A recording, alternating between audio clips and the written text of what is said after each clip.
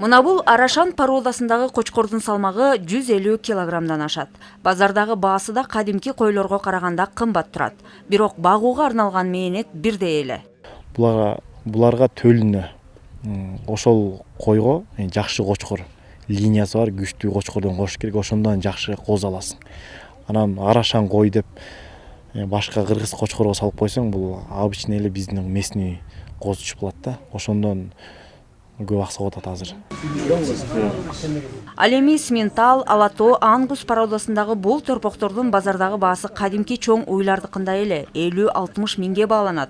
Анткени сүттү да, этти да арбын берген үчүн. Багууга деле кыйынчылыгы жок. Кадимки эле биздин тоютту жейт. Бирок тоютту ошончо жакшы берсе, ошончолук жакшы сүт берет экен. Породасы болсо, жанагы мореке, мына швейцар болсо, мо 1 жаш 7 айлыктар эле мына ушундай мондай чоң болуп атат да. Мисалы берки кыргыз уйдун чоң уйлар 60 миң болуп атса, жана Симентал уйдун музоосу менен 150 миң болот. 100 миң болот. Торпок эле музоосу эле 60 миң болот. 3 айлык, 4 айлык музоолору 50-60тан сатылып атат. Вытычкалар салынды. Бул ачып коймо, жаап коймо. Ал эми мал өзүнүн салмагын түшүрбөй кармап жакшы тукум берүүсү үчүн мындай жылуу, жарык, таза шартта багылуусу зарыл. Ар бир уйдун 10 баш уйга салынган, алды колдонгондо ушундай уклон менен колдонуш керек экен. Биженде жанагы бокс ийдигин барым ореке каналга түшүп, ушул жак менен чыгарылып турат. Сарай жылуу болсо, бул баягы аябай кыш-чилде бир 30-35 градуска жетип калган малда, 30 градуска деле. Ошондо ушул жылуу сарайда болсо, тоютту азыраак жейт экен да мал. Кышында болсо, айыл жеринде көбүнчө эртең менен саат 5-те же 7-де эшикке чыгарып беребиз, анан эле малдын арык болуп, суук, көбүнчө сууктан арыктатып алат экенбиз да көбүнчө малыбызды.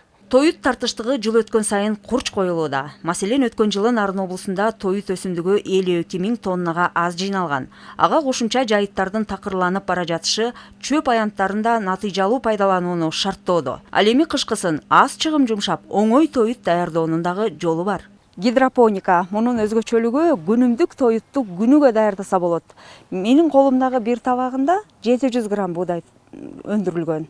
Бул 700 грамм буудай күнүнө 1 литр суу менен гана өнүп 7 күндө малга берүүгө даяр болот экен. Муну момундай кылып эле кесип эле малга бере беребиз. Нарын районунун Жыланарык айылынын тургуну Мирлан Нааматбеков кыштата малын ушул ыкмада тоюттандырды.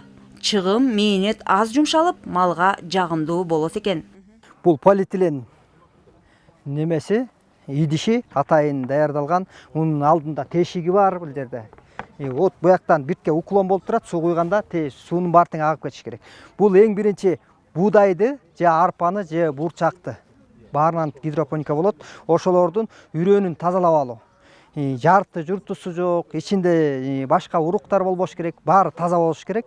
24 квадрат чарчы метр жерден 1 гектар жерге өсчү даанды алып койгонга мүмкүн. Эң малдын көбү бул Нарында. Бирок сапаты менен салыштырганда өзгөчө башка областтарга бирок арттасыздар. Мал чарбасын мезгил талабына шайкеш жаңылоону ушундайча комплекстүү жүргүзүү ийгиликтүү натыйжа берет. Мындан улам мындай көрсөтмөлүү окуулар өлкөнүн башка облустарында да жүргүзүлүүдө. Жергиликтүү бийлик менен эл аралык уюмдардын уюштуруусундагы мындай окуу бул жолу Нарын районунун Четнур айылында өткөрүлүп, ага облустун алыскы райондорунан келген айыл башчылары, фермерлер катышышты. Лариса Калдыбаева, Шамен Болотбеков, Алато 24, Нарын облусу.